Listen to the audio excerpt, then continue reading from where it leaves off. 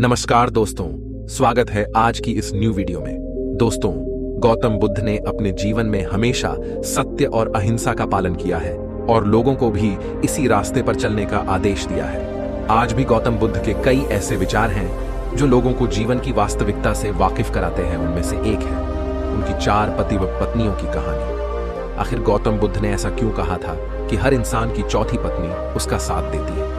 ये कहानी एक मोटिवेशनल और शिक्षाप्रद कहानी है।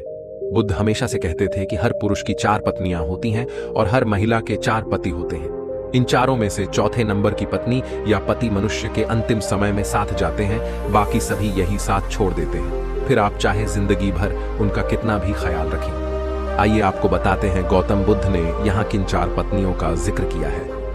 एक व्यक्ति की 4 पत्नियां थीं। प्राचीन भारत की सामाजिक व्यवस्था में एक पुरुष 4 पत्नियां रख सकता था। उसका जीवन उनके साथ अच्छे से बीत रहा था, लेकिन कुछ समय बाद वह बीमार पड़ गया। समय बीतता गया और उसे अपनी मृत्यु करीब दिखने लगी। उसने अपनी 4 पत्नियों को अपने पास बुलाया और बारी बारी उन्हें अपने साथ चलने को कहा। व्यक्ति ने पत्नियों से कहा, मैंने दिन रात तुम्हें प्यार किया, उम्र भर तुम्हारा ख्याल रखा, अब मैं मरने वाला हूं, क्या तुम मेरे साथ चलोगी? ऐसे में पहली पत्नी से कहा, मुझे पता है कि आप मुझसे प्यार करते हो, लेकिन मैं आपके साथ नहीं जा सकती। आपकी मृत्यु के साथ ही हमारे अलग होने का समय आ गया है।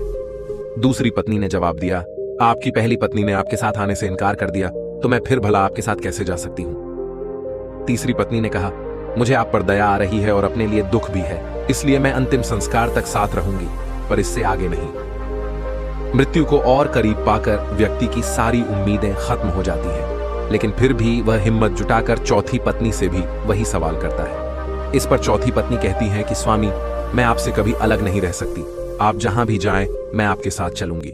और उसकी चौथी पत्नी भी अपने पति के साथ अपने प्राण त्याग देती है। दोस्तों, इस कहानी का सार बताते हुए गौतम बुद्ध कहते हैं कि हर इंसान की 4 पत्नियां होती हैं और हर महिला के 4 पति। सिर्फ चौथे नंबर वाला ही अंतिम समय में साथ जाता है। बुद्ध कहते हैं, पहली पत्नी आपका अपना शरीर होता है। आप चाहे इससे कितना ही प्रेम करें, कितना ही इसका ख्याल रखें, लेकिन जीवन के अंत में शरीर कभी हमारे साथ नहीं जाता। दूसरी पत्नी हमारा भाग्य, भौतिक चीजें, धन संपत्ति है, जिनके लिए हम सारा उम्र मेहनत करते हैं। मृत्यु के बाद यह भी साथ नहीं जाता और यहीं पर छूट जाता है। तीसरी पत्नी या पति का अर्थ आपके रिश्ते नातों से हैं। माता पिता, भाई बहन या अन्य कोई सगा संबंधी तब तक आपके साथ है जब तक आप जीवित हैं। मृत्यु के समय सभी सगे संबंधी यही छूट जाते हैं। चौथी पत्नी या पति आपका मन, कर्म व चेतना है। क्रोध, लोभ, असंतोष कर्म के नियम है। हम अपने कर्म से कभी पीछा नहीं छुड़ा सकते। आप जीवन में जो भी कर्म करते हैं, यह कर्म आपके साथ जरूर जाते हैं। इन कर्मों के आधार पर ही आपके अगले जन्म का निर्धारण किया जाता है।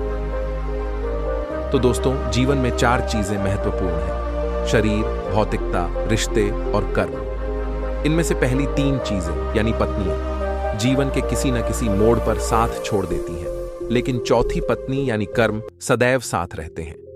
इसलिए हमें शरीर का ख्याल रखते हुए सदाचार की राह पर चलना चाहिए, सामाजिक रिश्तों को ईमानदारी से निभाना चाहिए और धन संपत्ति का सही तरह से उपयोग करना चाहिए। यह कहानी हमें आत्मनिरीक्षण और सही मूल्यों को अपनाने की प्रेरणा देती है। यह दर्शाती है कि सच्चा सुख भौतिक संसार में नहीं, बल्कि अच्छे कर्मों और आत्मिक विकास में निहित है।